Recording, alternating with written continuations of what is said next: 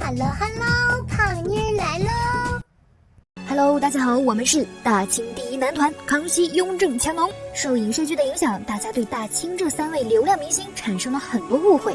今天就带大家来重新认识下大清顶流3子。这3位中最有名的人气 boy， 那绝对非乾隆莫属了。20多年前，他就已经凭《还珠格格》里的皇阿玛出圈。这里的皇阿玛乾隆是一个护犊子的暖心父子，不管小燕子和紫薇怎么作天作地，都能原谅。一言九鼎的皇帝被一群小屁孩耍得团团转，一下子搞真假格格，一下子玩离家出走，老婆被他们骗走了，皇阿玛都得 love and peace， 自己惯出来的孩子当然是选择原谅喽。在大家即将忘记这位暖爸的时候，乾隆又凭借2部宫斗剧翻红，稳立大猪蹄子人设。影视剧《延禧攻略》里的乾隆是个深情的耿直 boy。白月光在照耀，你才想起他的好，朱砂痣就难消，你是否能知道？窗前的明月照，你独自一人远。帝后 CP 羡煞多少人，但大猪蹄子终究是大猪蹄子，嘴上说一生挚爱富察容音，转背就打起他身边人的主意，强拆璎珞傅恒就算了，连尔晴都下得去手。当然，尔晴设计爬龙床，大猪蹄子也是被坑了，但对璎珞确实是很丑了。卫龙 CP 承包了后期乾隆后宫所有糖分，这样看感觉乾隆这个皇帝一天到晚就腻歪在亲情和爱情里了。而实际上，乾隆兴趣爱好广泛，也算个初代网红，爱旅游，爱打卡，最爱写诗和盖章。乾隆在位60多年，创作了4万多首诗。至于质量，反正他那4万多首诗只有1首被收录进了课本，就是大家都能背的那首《飞雪》。一片一片又一片，2片3片4 5片，6片7片8 9片，飞入芦花都不见。不过这首诗只有前3句是他写的，最后那句点睛之笔还是纪晓岚帮他完成的，所以他这1篇2首诗的产量跟朋友圈里的鸡汤族有的一拼啊！除了爱发朋友圈，他还爱发弹幕，1个2个3 4 5 6 7 8 9。足足40余个章，这些都是皇上留下的墨宝和印章。一些传世作品他都要在上面进行点评批注，疯狂盖章，这种行为自然遭到了很多人的 diss。 总结下来，他就是个爱显摆的无脑直男。很多人认为乾隆就是命好，全靠老爹和爷爷给他打下了雄厚的基业，而他就是个彻彻底底的败家子。但是早期的乾隆其实是相当优秀的，史书上有记载，乾隆在位期间，对内他推行改土归流，限制土司势力，重视农业发展，鼓励开荒，扩大种植面积；对外他四处平定战乱，虽然也得益于祖宗的底子打得好，但他也确实是使乾隆盛世步入顶峰。但老了之后的他变得平庸普通，却还盲目自信。他夸自己是10全老人，自诩古今第一完人。富察皇后听了都想跳出棺材打人了。他风流成性，后宫嫔妃一大堆就不说了，还挥霍无度，公费旅游，买，修别墅，建园林，纨绔子弟的精髓他全学到了，比思聪校长还会玩。雍正退位的时候给他留下了6000万两白银，他仅仅用了20年就全给败光了，真是坑爹呀！著名的文字狱事件也是被他搞大的，残害了多少文化人，给文化发展造成了巨大的破坏。另外在他的庇护下还诞生了史上第一贪官和珅。乾隆对和珅可以说是相当宠，和珅的贪腐行为乾隆是睁一只眼闭一只眼，选择性忽视不见。他还跟和珅搞了个易罪银制度，用罚款的方式抵罪，弄得贪官们是更加猖狂。最让人无语的是，晚年的他贪恋权力，说好的做60年皇帝就退休，结果儿子登基了，他都不肯交出自己的权力。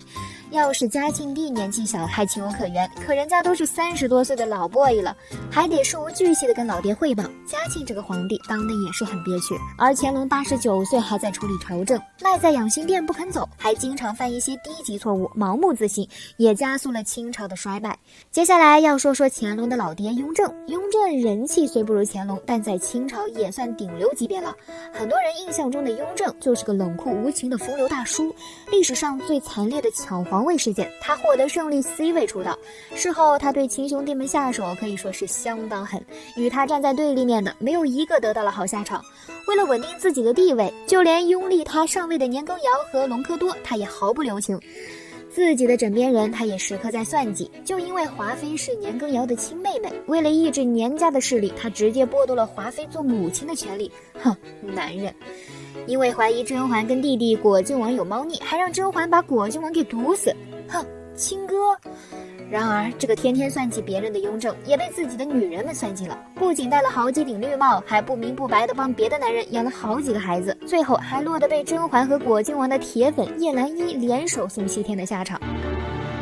皇上刚服下参汤，动怒无异于龙体安泰，只会让皇上五内郁结，心火难消。皇上息怒。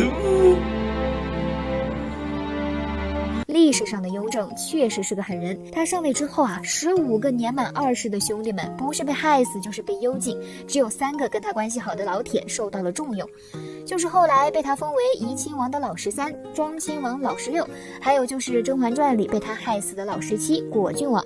哼，塑料兄弟。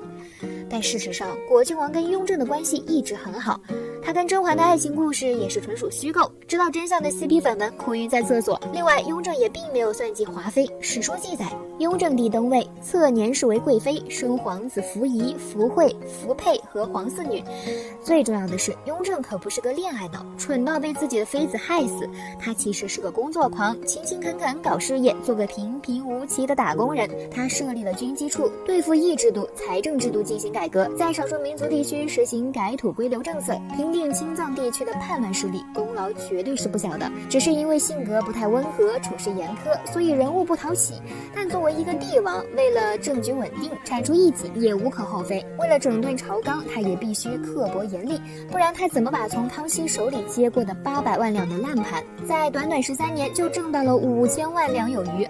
他的狠辣实属无奈。要说3字里的能力担当，那绝对是康熙帝。8岁就凭借异于常人的病力登基，说出来都难以置信啊！他居然是因为得过天花，拥有了免疫力 buff 加成才获得地位。跟雍正的9子夺嫡比起来，康熙登帝真是 so easy。但幼年康熙也是实惨，顺治老爹没给他留下什么好东西，反倒是给他埋了个大雷。死前给他留下了索尼、苏克萨哈、鄂必龙、鳌拜4大臣辅助，哪知道鳌拜野心贼大，欺负康熙年纪小，自己操握权柄，结党营私。咱康熙爷也不是吃素的，14岁开始亲政的他就已经开始为自己筹谋，结果在2年后除掉鳌拜，夺回大权。没错，就是各位还在英雄沙里跟虚拟鳌拜 battle 的年纪，康熙就已经在跟号称满洲第1勇士的真人实战了。然而一部《康熙微服私访记》让很多人肤浅的以为康熙爷老爱偷偷跑出宫旅游搞事情，一路上还艳福不浅，每一次都能遇上个美女展开一段恋情，但又经常搞得狼狈不堪，险些送命。皇